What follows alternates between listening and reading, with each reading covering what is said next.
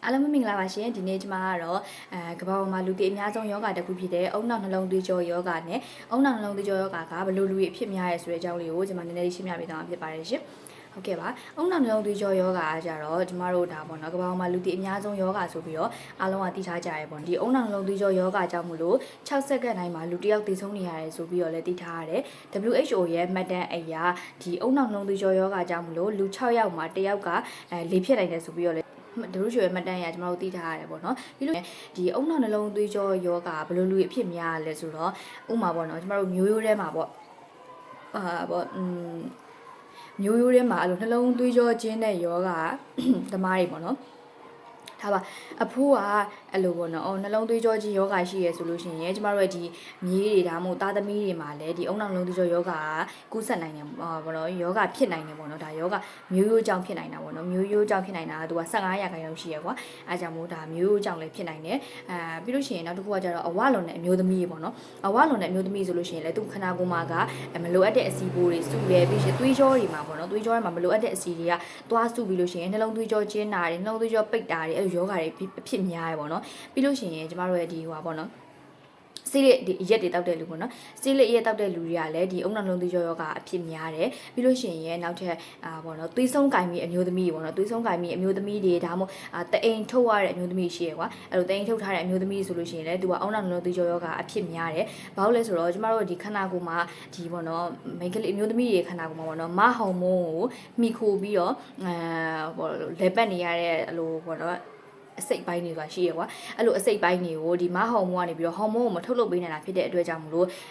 သွေးကြောပိတ်ဆို့တာတွေအဲ့လိုမျိုးပေါ့နော်အုံနောက်လုံးသွေးကြောပိတ်ဆို့သွားတာတွေအဲ့လိုယောဂတွေဖြစ်နိုင်တယ်ပေါ့နော်ဒီပေါ့သွေးဆုံးပြီးတဲ့အမျိုးသမီးတွေကပို့ပြီးတော့အဖြစ်များရပေါ့နော်ပြီးလို့ရှိရင်အစီအစိတ်နေစားတဲ့လူအငန်တွေကြိုက်တဲ့လူတွေကလည်းအုံနောက်လုံးသွေးကြောယောဂအဖြစ်များရပေါ့နော်ပြီးရင်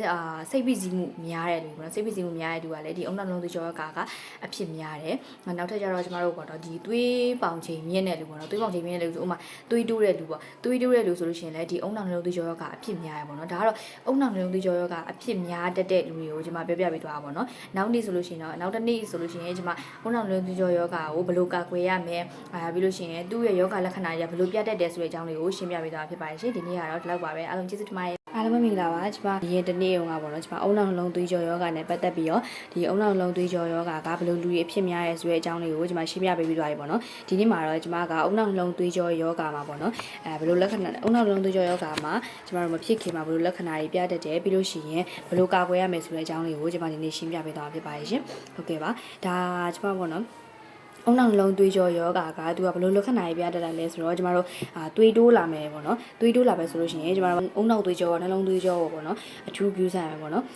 ကျမတို့ပြီးလို့ရှိရင်ခေါင်းမူခေါင်းကိုက်တာတွေဖြစ်လာတယ်ပေါ့နော်ခေါင်းမူခေါင်းကိုက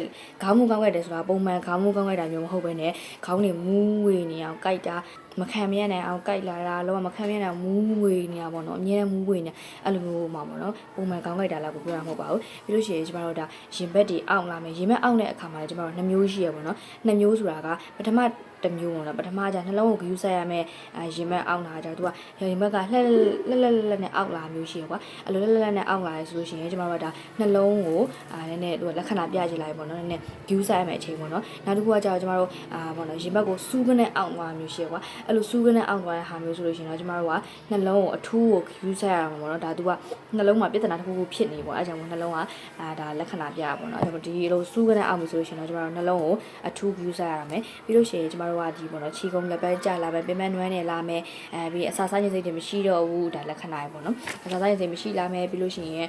ကျမတို့နောက်တစ်ခုကကျတော့ဘယ်ဘက်လက်မောင်းကိုက်တာပေါ့နော်ဘယ်ဘက်လက်မောင်းတွေကိုက်ခဲတာဘယ်ဘက်လက်မောင်းကကျတော့သူကပေါ့လိုလက်မောင်းတွေမြောက်မရအောင်ကြိုက်တာပြီးလို့ရှိရင်လိုဘယ်ဘက်လက်မောင်းအတွဲမိုင်းကြိုက်တယ်ဆိုလို့အတွဲမိုင်းပေါ့နော်အတွဲမိုင်းကကြိုက်တယ်ဆိုလို့ရှိရင်ကျမတို့ကဒီအုံနောက်နှလုံးသွေးကြောယောဂကပြတတ်တဲ့လက္ခဏာတွေပေါ့နော်ကျမတို့ကကြိုတင်ကာကွယ်တဲ့အနေနဲ့ဘယ်လိုကြိုတင်ကာကွယ်ရမလဲဆိုလို့ရှိရင်ကျမတို့မှာကောင်းမွန်တဲ့အိတ်ဆက်ခြင်းမျိုးရှိရမယ်ပေါ့နော်ကောင်းမွန်တဲ့အိတ်ဆက်ခြင်းမျိုးရှိရမယ်ပြီးလို့ရှိရင်ကျမတို့ရဲ့ဒီကိုလက်လှုပ်ရှားမှုကလည်းအမြဲရှိနေရပါတော့ကိုလက်လှုပ်ရှားမှုတစ်နေ့ကိုအနည်းဆုံး2နာရီတစ်နေ့ကို2နာရီလောက်ပေါ့နော်2နာရီလောက်ကတော့ကျမတို့ကအေရိုဘစ်ကစားတင်တယ်ပေါ့နော်အေရိုဘစ် ကစားတင်တယ်တနေ့ကို2နာရီ aerobic ကစားရမယ်ကိုလည်းလှုပ်ရှားမှုရှိအောင်ပေါ့နော်ကိုလည်းလှုပ်ရှားမှုရှိအောင်လုပ်ရမယ်ပြီးလို့ရှိရင်ကျမတို့ကကျန်းမာရေးနဲ့ညီညွတ်တဲ့အစားအစာတွေကိုစားတော့ရမယ်အထူးသဖြင့်ဒီအုံနောက်လုံးသွေးကြောယောဂအတွက်ဆိုလို့ရှိရင်ကျမတို့ကဒီအနီရောင်ရှိတဲ့အစားအစာတွေကိုစားတော့ပေးရမှာပေါ့နော်အနီရောင်ရှိတဲ့အသီးနှံတွေပေါ့နော်အသီးနှံတွေဆိုလို့ရှိရင်ဘာရှိမလဲဆိုတော့မုံလာဥနီတို့ပန်းသီးတို့ခန်းချင်သီးတို့အဲ့လိုမျိုးပေါ့နော်အနီရောင်ရှိတဲ့အသီးနှံတွေကိုကျမတို့ကစားသုံးပေးရမယ်ပြီးလို့ရှိရင်ကျမတို့ကကျမတို့ကိုအလေးချိန်ကိုလည်းထိန်းပြရမှာပေါ့နော်ကိုoverweight တွေမဖြစ်သင့်ဘူး overweight မဖြစ်သင့်ဘူးပြီးလို့ရှိရင် weight ကတက်လာလို့မရှိဘူး weight ကအမြဲကျသွားတယ်ဆိုရင်ဒါကျမတို့ view ဆက်ရမှာပေါ့နော်ဘာလို့ဆိုတော့ကျမတို့ရဲ့ခန္ဓာကိုယ်ကအာဟာရဆုပ်ယူမှုကိုလက်မခံနိုင်တာဖြစ်တဲ့အတွက်ကြောင့်မို့ကျမတို့ရဲ့ခန္ဓာကိုယ်ကအဲ့လိုပေါ့နော်လောက်စားခန္ဓာကိုယ်ကြီးကကျလာတယ်တက်လာလို့မရှိဘူးဆိုရင်တော့ဒါကျမတို့ခန္ဓာကိုယ် view ဆိုင်ပြရမှာပေါ့နော်ပြီးလို့ရှိရင်နောက်ရေလေးတောက်လိုက်တာနဲ့ခန္ဓာကိုယ်ကြီးကဝလာရဲဆိုလို့ရှိရင်လည်းဒါကျမတို့ကခန္ဓာကိုယ်ကို view ဆိုင်ပြရမှာပေါ့နော်အစာတွေကိုအစီအစိတ်တွေရှောင်းအငံတွေရှောင်းလို့မျိုးအစာတွေကိုရှောင်ပေးရမှာပေါ့နော်ပြီးလို့ရှိရင်ကျမတို့ဒါဆေးလေးအရက်တောက်တာကိုလည်းရှောင်ပေးရမှာပေါ့နော်ဆေးလေးတောက်တာကလည်းကျမတို့ဒီအုံနောက်နှလုံးသွေးကြောဟိုသွားပြီးတော့ထိနိုင်တယ်ပေါ့နော်အားကြောင့်မို့ဆေးလေးတောက်တာရက်တောက်တာကိုလည်းရှောင်ပေးရမယ်ပြီးရင်ကျမတို့ကစိတ်ဖိစီးမှုတွေကို short ချပေးရမယ်အခုရဲ့လူတွေကပို့ပြီးတော့စိတ်ဖိစီးမှုများရပေါ့နော်စိတ်ဖိစီးမှုအများများလာဖြစ်တဲ့အတွက်ကြောင့်မို့ကျမတို့ရဲ့အုံနောက်ကနေအရန်တွေးရတယ်အခါကျတော့အုံနောက်ကအရန်အလုပ်လုပ်ရတယ်ပေါ့နော်အားကြောင့်မို့အုံနောက်ကိုလည်းအနာပေးရတယ်ကျမတို့စိတ်ဖိစီးမှုတွေကို short ချပေးရမယ်ဒါကတော့ကျမတို့ဘယ်လိုကြိုတင်ကာကွယ်ရမယ်ဆိုပြီးတော့ပြောတာပေါ့နော်ကျမတို့လေးလားပေါ့ပုံမှန်လေ့ကျင့်ခန်းဆိုတာလည်းလုံနိုင်တဲ့လူကတော့လုံနိုင်နေမယ်ဒါပေမဲ့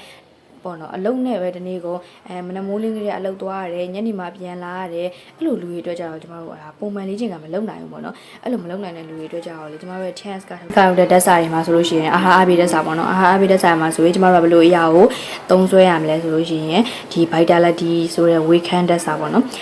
weekend တက်စာကသူကကြတော့နှလုံးပေါ့နော်နှလုံးအတွက်နှလုံးအားဖြည့်တက်စာပေါ့နော်ဒီနှလုံးကိုဘယ်လိုမလဲနှလုံးကလက်ခုံတာအဲ့လိုရင်ဘက်ကိုစူးခနဲ့အောင်တာအဲ့လိုမျိုးတွေအတွက်ဆိုရင်တော့ကျမတို့က vitality ကိုတောက်ပေးရမယ်ပြီးလို့ရှိရင်နောက်တစ်ခုကျမတို့ကသွေးတိုးတယ်ပေါ့နော်သွေးတိုးတယ်ဆိုလို့ရှိရင် cell rejuvenation ဆိုတဲ့အောက်ဆီဂျင်အားဖြည့်ပေါ့နော်အောက်ဆီဂျင်အားဖြည့်ကိုကျမတို့ကတောက်ပေးရမယ်ဒါသွေးအရန်တိုးတဲ့လူတွေအတွက်ပေါ့နော်ပြီးလို့ရှိရင်နှလုံးသွေးကြောကျဉ်ပေါ့နော်မွေးတာပါနှလုံးသွေးကြောကျဉ်ယောဂရှိတဲ့လူတွေဆိုလို့ရှိရင်တော့ကျမတို့က grape ဆိုတဲ့စပြည့်တက်စာပေါ့နော် holy can ပေါ့နော်grape ဆိုတဲ့စပြည့်တက်စာကိုကျမတို့ကတောက်သုံးပေးရမယ်ပြီးလို့ရှိရင်ကျမတို့ဒီသွေးခဲနေရလူပေါ့နော်ပြောရတာတခုရှိတယ်သွေးခဲရဆိုတာကျမတို့ကဒီပေါ့နော်ဒီညာဘက်ခြေထောက်ကြီးကလေးလံနေတဲ့သွားလာတာအဆင်မပြေဘူးပြီးလို့ရှိရင်ကျမတို့ဒါဘယ်လိုလဲလေဖြစ်ချင်တယ်လို့ပေါ့နော်အဲ့လိုဖြစ်လာတယ်ဆိုလို့ရှိရင်ကျမတို့ရဲ့ဒီညာဘက်ဖြစ်တယ်ဆိုရင်ကျမတို့ရဲ့ဒီဘယ်ဘက်အုံနောက်မှာသွေးခဲနေလို့ဘယ်ဘက်ဖြစ်တယ်ဆိုရင်ကျမတို့ရဲ့ဒီညာဘက်အုံနောက်မှာသွေးခဲနေလို့ပေါ့နော်အဲ့ကြောင့်မို့အဲ့လိုသွေးခဲနေတာကို short ချနိုင်မှုအတွက်ဆိုလို့ရှိရင်ကျမတို့ရဲ့ဒီ tense ကဟုတ်တဲ့အားဖြည့်တက်ဆိုင်မှာဆိုလို့ရှိရင်နာတိုပေါ့နော်နာတိုကင်ကိုဆိုပြီးတော့ရှိရင်နာတိုဆိုရဲအားဖြည့်တက်စာကိုကျမတို့ကသုံးဆွဲပြရမယ်ခုနကကျွန်မပြောသွားတဲ့အရာပေါ့နော်ဒီ vitality ရဲ့vitality ဆိုတဲ့ weekend တက်စာရဲ့ပြီးတော့ cell rejuvenation ဆိုတဲ့အောက်ဆီဂျင်အားဖြည့်ရဲ့ပြီးလို့ရှိရင် natokingco ဆိုတဲ့တွေးခဲ့ဆိုကြပါမယ် natokingco ရဲ့ပြီးလို့ရှိရင် grape ဆိုတဲ့holy can ပေါ့စပြည့်တက်စာပေါ့နော်အဲ့ဒါတွေကိုကျမတို့ရဲ့ chance ကနေပြီးတော့ကြိုတင်ကာကွယ်ရနေတဲ့တောက်သုံးလို့ရပါတယ်ဆိုတော့ဒီနေ့ကျမရဲ့အုံနောက်လုံးသွေးကြောယောဂမှာကြိုတင်ကာကွယ်ရမယ့်အချက်တွေပြီးလို့ရှိရင်ဘယ်လိုလက္ခဏာတွေပြတ်တဲ့ဆိုတဲ့အရာတွေဘယ်လိုကျမတို့ chance ကတက်စာတွေမှာဆိုလို့ရှိရင်ဘယ်လိုအားဖြည့်တက်စာတွေကိုသုံးဆွဲရပဲဆိုတဲ့ဟာတွေကိုကျွန်မရှင်းပြပေးသွားခြင်းအောင်ဒီနေ့ကဒီလောက်ပါပဲအားလုံးကျေးဇူးတင်ပါတယ် bye bye